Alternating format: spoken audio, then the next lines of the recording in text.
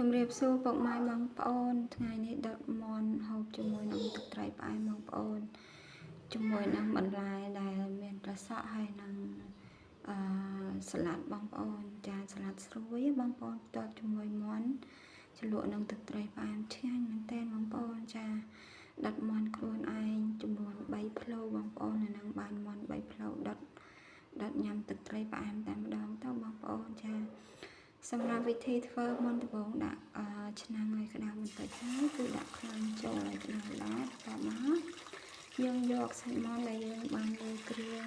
គឺខ្ញុំលាយគ្រឿងប្រេងខ្យងប៊ីចេងហើយនឹងទឹកត្រីតិចៗចឹងណាបងប្អូនដើម្បីឲ្យវាកាត់ឆ្អាបចាបន្ទាប់ពីខ្លាញ់ក្តៅគឺដាក់សាច់មាន់ចូលហើយដាក់គល់ស្លឹកគ្រៃកាត់ស្អាតចូលដូចជាស្លឹកក្រូចស្លឹកគ្រៃដេកឲ្យនឹងចូលតែម្ដងបងប្អូនចានៅពេលដែលយើងដាក់ដុតហ្នឹងបងប្អូនកុំភ្លេចប្រែត្រឡប់វាឲ្យឆ្អិនបែបហ្នឹងបងប្អូនចាយើងត្រឡប់ចុះត្រឡប់ឡើងរយៈពេលប្រហែលជា10នាទីឯដែរបានមាន់ឆ្អិនបានបែបហ្នឹងបងប្អូនចាឥឡូវគឺមាន់របស់ខ្ញុំឆ្អិនហើយបងប្អូនឡើងផុយជ្រុលតែម្ដងបងប្អូនចារៀងភ្លេចខ្លួនតិចដល់អញ្ចឹងមាន់រៀងផុយជ្រុលចានិយាយពីពណ៌វិញគឺទំនងណាបងប្អូនហើយឆ្ងាញ់និយាយពីគាត់តែឃើញភ្លាមគឺឃ្លានភ្លាមតែម្ដងបងប្អូនចាគឺឥឡូវចាប់ផ្ដើមដូរដាក់ចានយកទៅញ៉ាំបាយហើយបងប្អូនចាបាន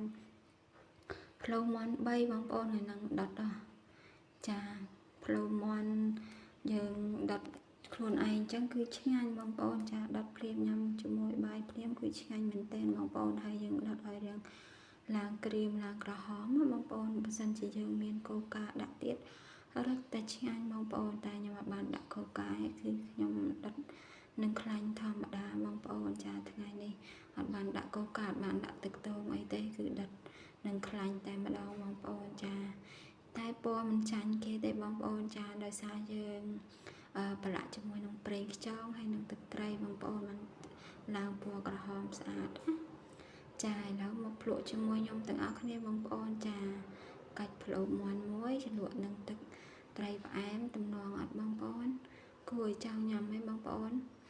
ចាញ៉ាំបាយជុំគ្នាជាមួយខ្ញុំទាំងអស់គ្នាបងប្អូនចាមកម្ហូបខ្ញុំសម្រាប់ថ្ងៃហ្នឹងគឺបានប៉ុណ្្នឹងឯងបងប្អូនចាមួយថ្ងៃគឺធ្វើម្ហូបតែមួយមុខទេចំពោះគ្រួសាររបស់ខ្ញុំព្រោះអីគ្នាតិចបងប្អូនមានតែប្រហែលអ្នកដល់ពេលអញ្ចឹងអត់ធ្វើម្ហូបច្រើនមុខទេធ្វើតាមមួយមុខឯងបងប្អូនចាអរគុណច្រើនបងប្អូនសម្រាប់ការមើលវីដេអូរបស់ខ្ញុំហើយនឹងអរគុណសម្រាប់ការ comment ចុច like ឲ្យខ្ញុំបងប្អូនអរគុណ